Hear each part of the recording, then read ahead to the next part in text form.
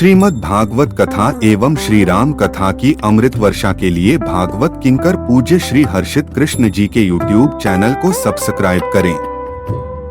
Balm बाहु कृत balm कपोलो बलगित भ्रमर धरार्पित वेणु। महाराज ऐसी चर्चा करती हैं, कितने सुंदर हैं हमारे कन्हैया, उनके कान कितने सुंदर हैं, कोई कहती है गाल कितने सुंदर हैं, वो जो मोर का पंख लगाते हैं ना, उसका तो क्या वर्णन करूं। आपस में ऐसी बातें करती गोपियां और भगवान की एक एक अंग, भगवान की एक एक छवि का, भगवान के एक एक रूप सौंदर्य का आपस में चर्चा कर करके समय निकालती हैं।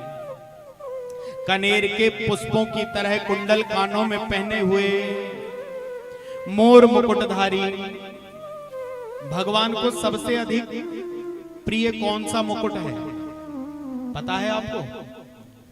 भगवान को सबसे अधिक प्रिय कौन सा मुकुट है? भगवान को सबसे अधिक प्रिय है मोर के पंख का मुकुट। हाँ, स्तुति देखो जब होती है, बरहा पीड़म नटवर वपुः कर्णयोः कर्णिकारम् बिभ्रदवासः कनक कपिसं वेजयन्तीं च मालाम् रन्ध्रान् वेणुर्यधर सुधया पूरयन् गोपवृन्दै वृंदारण्यं स्वपदरमणं प्राविशद गीत कीर्तिः। बरहा पीड़म, मोर मुकुट धारण करने वाले भगवान को जितना सोने का मुकुट प्रिय नहीं, चांदी का मुकुट प्रिय नहीं, हीरे का मुकुट प्रिय नहीं, बोले सबसे अधिक मोर का मुकुट प्रिय है। क्यों? इसके पीछे एक कथा आती है कि ब्रज में एक महात्मा हुए जिन्होंने 10,000 वर्ष तक क्लीम बीज का जाप किया। ध्यान देना भैया, 10,000 वर्ष तक क्लीम बीज का जाप किया और उस जप के प्रभाव से वो ब्रज में मोर बन गए।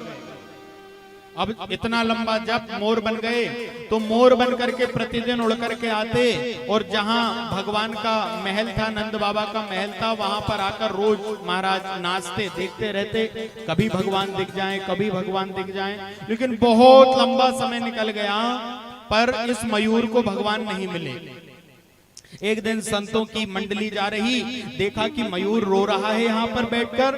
संतों ने कहा कि मयूर क्यों रो रहे हो यहाँ? मयूर ने कहा कि महाराज 10,000 वर्ष तक क्लीम बीज का जाप किया, उसके फलस्वरूप ब्रज में मोर बना हूँ, लेकिन महीनों सालों वर्षों निकल गए महाराज यह प्रतीक्षा करते हुए कि भगवत दर्शन होगा, मुझे आज तक भगवान का दर्शन नहीं हुआ। वो जाने कब आ जाते हैं, कब चले जाते हैं, मैं देख ही नहीं पाता हूँ, मुझे भगवत दर्शन करना है।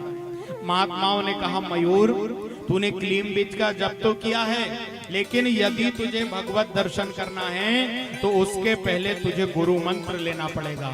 और यहाँ पर यदि तू बैठा रहेगा ना, कृष्ण नाम जपते रहेगा, कुछ होने वाला नहीं है। जा मयूर, जाकर के बरसाने से राधा रानी के चरणों में जाकर गुरु मंत्र लेकर के आना और उस मंत्र का जाप तू यहाँ आकर करना।